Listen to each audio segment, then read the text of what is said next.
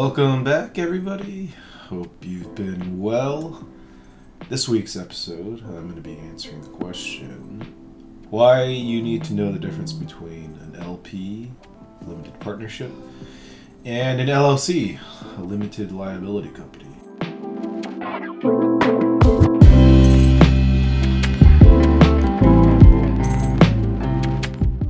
If you're a fan of this show, of our channel, you know I've answered this question already in a previous video. But it keeps coming up. It's really bugging me. It's really grinding my gears because I go out to events, I watch videos of people in our industry, real estate syndicators, and they keep misusing the terms GP and LP. They talk about the sponsorship team, the syndicators, the people running the show as the GP team, and then the investors as the LP. And it really bugs me and really grinds my gears because that's not correct. Unless you're actually using an LP, in which case, sure, go ahead. That's the terms. That's legally what you're doing. But in most situations, in 90% of the cases, people are using LLCs. And when you use those terms, GP, LP, you kind of, put it out there in other people's minds. Maybe that's what I should be doing. Maybe that's what I should be using is a limited partnership. And there's a very big reason why you probably don't want to use a limited partnership, which is what I'm going to be talking about today. And if you want to find out what that big reason is, keep watching. Stay tuned. Keep watching this video. Real quick, first, again, if you're new to this channel, my name is John Nia. I am one of the founding partners at Trowbridge Law Group. And although I am a lawyer, I am not your lawyer. So please do not take this as legal advice. If you want legal advice, give us a call, hire a firm, and I'll happily give you legal advice all day long. Whatever questions you have, I will answer them as your attorney. But for the purposes of this video, this is just for educational purposes. This is not legal advice.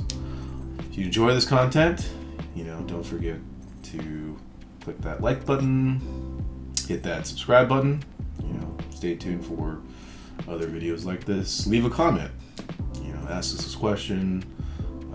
If you put a question in the comment section, I'll be happy to answer it for you there, or maybe make a whole video about it. Anyways, on with the topic for this week, LP versus LLC. Why is it important that you know the difference between the two? But before I get to the differences, let's talk about the similarities, right? Because they do have a couple of similarities. Limited partnership, limited liability company. Similarity number one, they are both legal entities. They are both entities. They are both ways that a business can be formed to operate. So a group of people want to get together and form a business. They want to have some sort of protection for themselves. They would form a company, and LPs and LLCs are both types of companies, both legal entities. To form them, you have to go to the state, right? So each state has a Secretary of State, and you apply to form your entity with the state. So with an LLC, you file articles of organization. That's what it's known as in a lot of states. In some states, they call it a certificate of formation. But it's the filing document that establishes and forms the LLC in that state. Limited partnerships, there's probably some sort of articles of formation or articles of organization, very similar to LLC. Each state's going to be a little different, so check with your state what they need as far as what form you have to fill out to form your entity in that state. That's similarity number one. Similarity number two, kind of alluded to it, is the fact that both provide protection for some of the owners in the company, right? So for a limited partnership, the limited partners have limited liability. And what that means is if the company were to be sued, if the company has debts and there's creditors of the company, those creditors or the people suing the company cannot go after the personal assets of the limited partners. Their liability is limited to whatever investment they have in the company. So, whatever capital they put up initially into the company, and that's in the company's bank account, that's all that they are liable for. They can't be sued, and they can be sued, but generally speaking, they can't, people suing the company can't go after the personal assets of the limited partners. Same thing with an LLC. LLC is limited liability company. In an LLC, the members of the LLC have limited liability. Same thing. Creditors of the LLC, people suing the LLC, cannot go after the members' personal assets. The members are only liable up to whatever they've invested into the company, their capital account, their capital contributions. Those are the two similarities, and that's pretty much it. That's pretty much all that LLCs and limited partnerships have in common. Now let's talk about the differences. First one is, it's not the big one. Big one that I'm going to get to last. First one is limited partners cannot vote. That is one of the defining characteristics of a limited partnership, and one of the requirements of having a limited partnership is your LPs, your limited partners, cannot vote. They do not have a say in anything. If they do have a say, if you do give them a say, that opens the door for liability. If you give a limited partner a bigger role in the company, that takes away their limited liability. So, I guess you could give limited partners a vote, but you don't want to do that, and LPs probably don't want to do that because that will remove their limited liability. In an LLC, though, members can have the right to vote.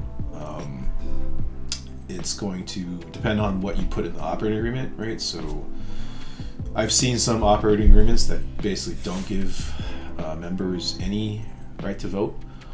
But you can give, and we actually do recommend you give your members in an LLC the right to vote on certain things. And even though they can vote, that does not take away their limited liability. They will always have limited liability, generally speaking. So that's important distinction number one. Distinction number two is LLCs can actually choose how they are taxed. So a limited partnership is always going to be taxed as a partnership, and that means taxes are flow through taxation, right? So in a partnership, the company is not taxed, right? Each partner is issued a K1, and then the partners pay taxes based on that K1. So taxes flow through to the partners. Versus an LLC has the option to choose how they want to be taxed. They can choose to be taxed as a partnership, which is often the case. Most people that form an LLC choose to be taxed as a partnership. You can choose to be taxed as a sole proprietor. If the LLC is owned by a single person, then basically it's called a disregarded entity. So you just disregard the LLC as far as the IRS is concerned. And essentially the LLC uses the social security number of the sole person that owns the LLC. So you're just basically taxed as a person. An LLC can choose to be taxed as a corporation. So for one reason or another, you might want to go this route. But a corporation has double taxation. So unlike a partnership where the taxes flow through to the partners, a corporation pays taxes at the corporate level. So the entity itself pays taxes, and then the shareholders also pay taxes on their distributions, on their dividends. An LLC can opt to do that. An LLC can choose to be taxed as a corporation and pay taxes at the LLC level, and also pay taxes at the member level. If you want to find out if that's right for you, if you should be taxed as a corporation, if you're an LLC, talk to your CPA. I'm not a tax attorney. I'm not a CPA, so I don't know all the reasons why you would want to do that, so if you want to know the reasons for that, reach out to a CPA. They should probably know. Which brings me to my final point, and the reason why I wanted to make this video is the big distinction between LPs and LLCs is the fact that the general partner in a limited partnership, so an LP is, how it's formed is there's the general partner, which makes all the decisions, that runs the company on behalf of limited partners. The general partner in a limited partnership has general liability. So you remember how I was saying the LPs are protected, right? Their personal assets are protected from creditors. Well, the GP does not enjoy that protection. The GP, the general partner, is liable, is generally liable. And if you have multiple GPs, they're all generally liable for the debt of the company, for any liability that the company has. So if someone were to sue the limited partnership, that means they could go after the personal assets of the general partners. Versus an LLC, if you have an LLC and you wanted to have a similar structure to an LP where, you know, there's the GP that runs everything, you could make a manager managed LLC, and the manager of the LLC is essentially the GP and runs the company on behalf of the members. Well, in an LLC, the manager also enjoys limited liability, right? So they're protected from creditors. So if someone were to sue an LLC, they wouldn't be able to go after the personal assets of the manager, versus an LP where you could go after the personal assets of the GP.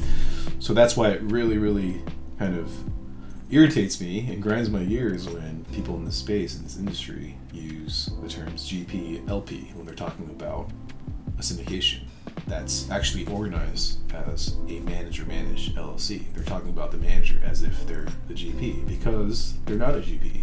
If they were a GP, that's that would be a very big deal, because now you're generally liable for the company's liabilities. So, hope if people watch this video that, you know, if you are using those terms, now you understand why maybe you shouldn't be using those terms. You know, if you're thinking about doing a syndication, you probably want to use an LLC for this very, very important reason. But it's going to depend on your particular deal. So, you know, if you want to discuss your specific circumstances, the deal that you are thinking about syndicating, give us a call. You know, call me or Gene. Go to our website, trowbridgelawgroup.com. We both give free 30-minute consultations, so sign up for a consultation. Anyways, hope you guys enjoyed this week's video. Hope people watching this will stop using GP and LP, but I know that's probably not going to happen just because, you know, that's what most people are used to, and it's very difficult to change how you talk about things when you're used to, you know, using certain terms. Anyways, I hope it, you know, educated at least a few people.